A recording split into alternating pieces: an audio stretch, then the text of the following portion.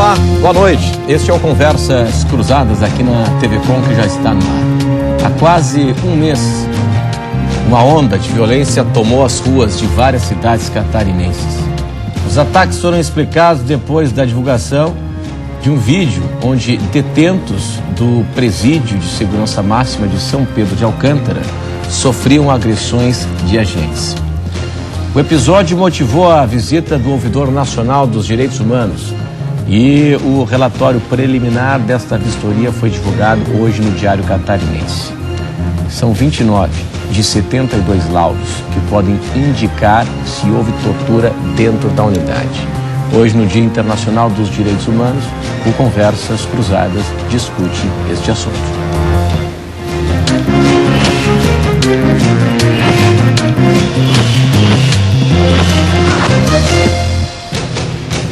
E aí, qual é a sua opinião? Direitos humanos só para bandido, para vítima também? Qual é a sua ideia a respeito deste tema? Participe no e-mail conversas@tvcom.com.br, também pelas nossas redes sociais. A propósito deste assunto, já vou deixar aqui para os senhores irem pensando, tá? Para os nossos debatedores. O ex-diretor da penitenciária de Florianópolis, que teve a esposa assassinada, ele disse o seguinte, ela que era agente prisional, ele disse o seguinte: não recebeu a visita de nenhum integrante, de nenhuma entidade ligada aos direitos humanos. A gente vai tratar deste assunto em instantes no Conversas Cruzadas. Hoje nós estamos na companhia do advogado Eduardo Granzotto Melo, da Frente Antiprisional das Brigadas Populares. Também o programa recebe o psicólogo que trabalha com as famílias em São Pedro de Alcântara, da Frente Antiprisional, o Alain Kenji-Seki. O Conversas Cruzadas recebe também a advogada Daniela Félix. E nós recebemos também o professor Sandro Cel, do curso de Direito na Univale e no CESUSC. Obrigado pela atenção de todos hoje aqui conosco no Conversas Cruzadas, que está no ar em nome de Senge, em defesa do profissional da engenharia sempre. Federação das CDLs Catarinenses, 40 anos à força do associativismo lojista. Restaurante Ostradamus, ostras depuradas. RDO, visite o apartamento decorado do Apoena em Palhoça. Põe na conta aqueles, a prazo, o primeiro pagamento em 2013. E Companhia da Moda, há 20 anos sendo a sua melhor companhia. Daniela Félix, por que nenhuma entidade ligada aos direitos humanos visitou o ex-diretor da penitenciária de São Pedro de Alcântara, que teve a mulher brutalmente assassinada no dia 26 de outubro? Boa noite. Boa noite, Renato. Boa noite, colegas e amigos da mesa.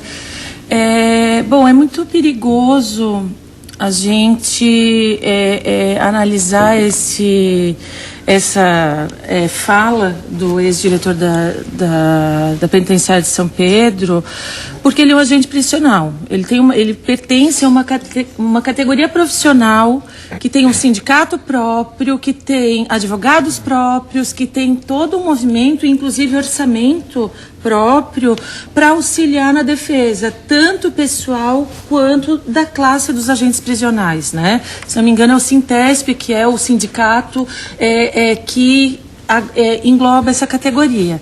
Então, assim, outra questão também que é muito complicada é a gente falar em direitos humanos, fazer esse comparativo entre agente prisional e preso.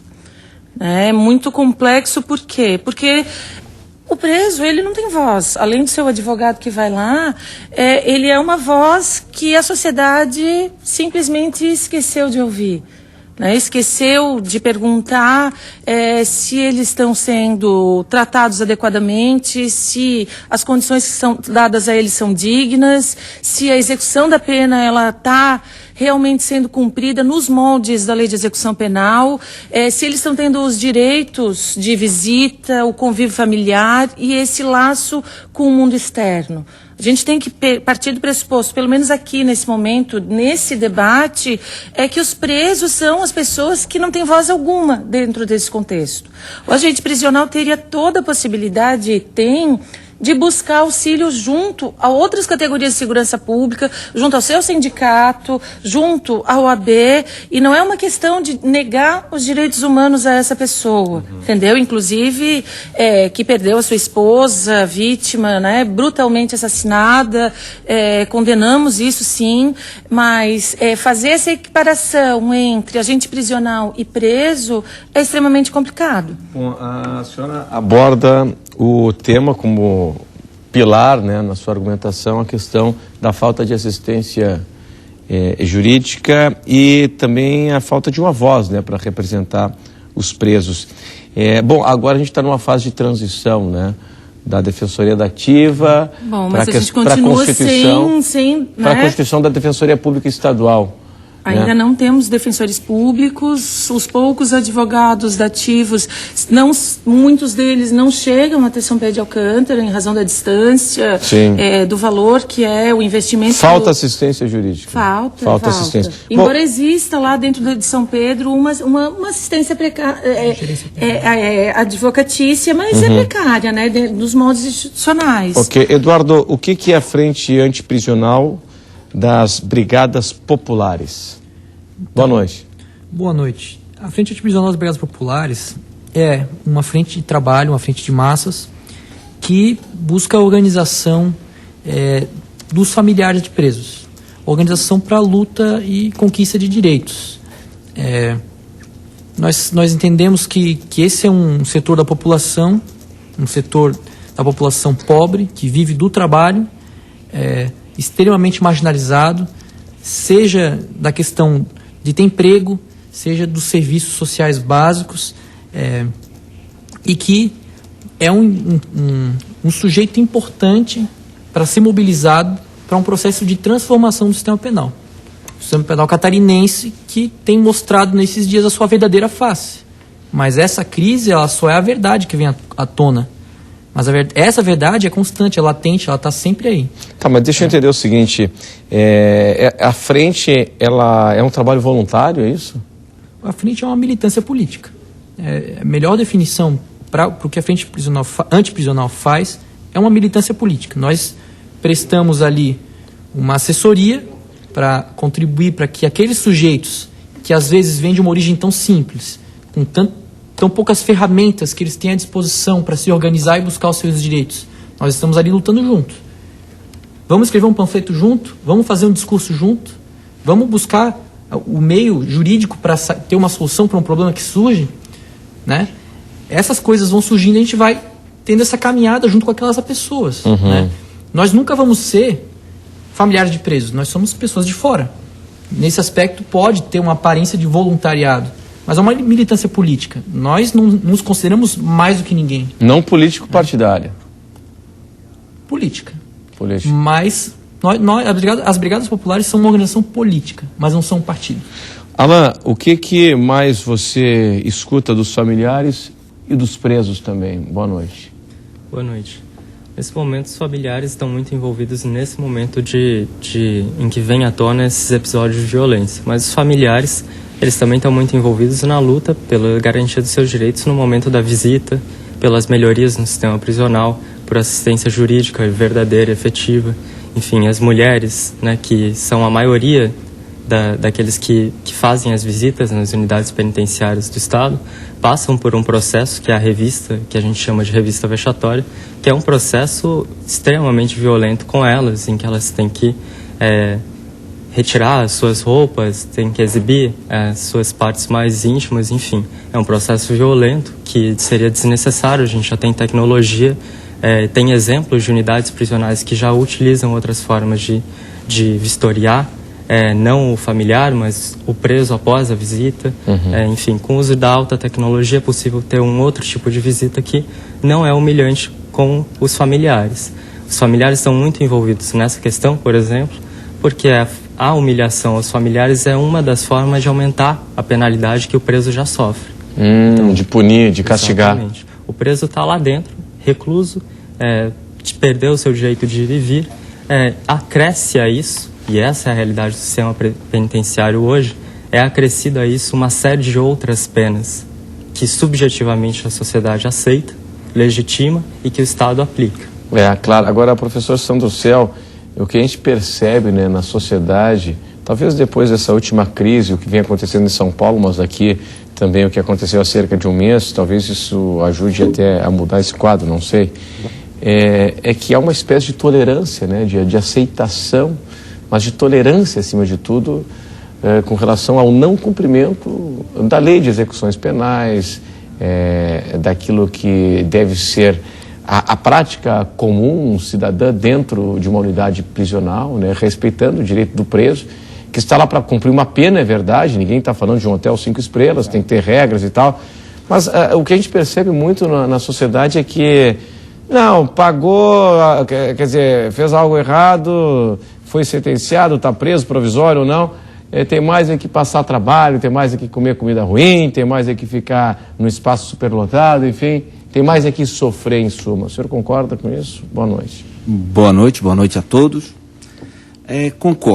Concordo, sobretudo, né, que essa negação de direitos que é feito não lá dentro da penitenciária apenas.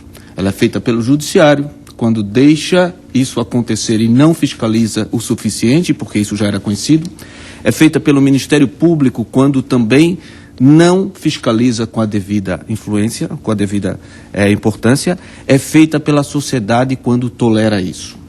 E o que pareceu de toda essa crise, que eram agentes prisionais, agentes penitenciários, se matando contra presos. Ou seja, tanto agentes penitenciários são pessoas extremamente desprotegidas no seu dia a dia, extremamente fragilizadas, extremamente afetadas por esse movimento da prisão, mas como eles não têm nenhuma assistência, eles acabam tomando para si um problema que na verdade é do Estado, que é a custódia do preso. Então eles acabam fazendo isso como se fosse uma questão pessoal. É eu, diretor do presídio, contra vocês que estão presos. Tanto presos quanto agentes prisionais acabam mordendo essa isca. E aí acabam fazendo uma inimizade que interessa a quem? Interessa aos gestores da segurança pública, porque parece, foi os presos que mataram a mulher do agente prisional. Mas mataram em função de quê? Em função de toda uma série de tolerâncias, de negação de direitos, que foi se criando essa situação e que os agentes prisionais tentam controlar do seu jeito, sem recursos, e acabam batendo de frente. E gostaria nisso aí também de tocar... Mas não é longe de querer justificar tal crime, né? Claro. Não, isso creio que passa pelo óbvio de que nós todos achamos a morte da Deise, desde o primeiro dia que eu soube, a Deise foi minha aluna na Univale, desde o primeiro dia que a gente soube, eu publiquei, vários outros publicaram a nossa revolta contra a morte covarde que alguém sofreu. Né? Mas, então, ficando um pouquinho só nesse ponto, a questão, por que ninguém foi visitar o marido da Deise? Bom, a minha opinião nesse ponto é que se eu me acidento, se um aluno me agride, se um cliente agride um advogado, se um jornalista se acidenta, os direitos humanos não vão visitar nenhum de nós. Nós vamos fazer o quê? Nós vamos recorrer à polícia, vamos recorrer à justiça para ter o nosso direito de volta, né? Ou para ter possíveis ressarcimentos. Os direitos humanos, esse que a gente fala, é para alguém se defender quando o agressor é o próprio Estado. Então, eu preciso ter o Estado agressor para ter os direitos humanos. Quem agrediu a esposa do nosso agente prisional, quem cometeu aquele crime horroroso, não foi o Estado, foi um criminoso. Então, quem é que tem que dar apoio para ele? Os seus chefes. Quem é que tem que visitá-lo? O secretário, a secretária, o governador. Agora, quando a polícia ou qualquer agente público abusando do seu direito, porque está portando arma em nosso nome, ele atira contra alguém, quando é um caso de abuso, aí nós não podemos deixar só na mão da polícia, porque foi ela mesma que perpetrou a ação.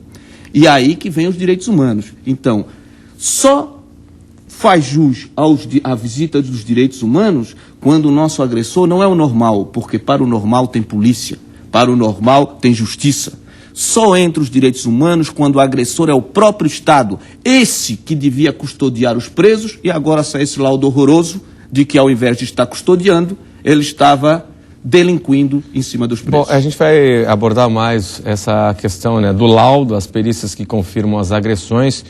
Quais são as implicações disso tudo daqui a pouco, depois do intervalo, na sequência do Conversas Cruzadas aqui na TV Com. Até já.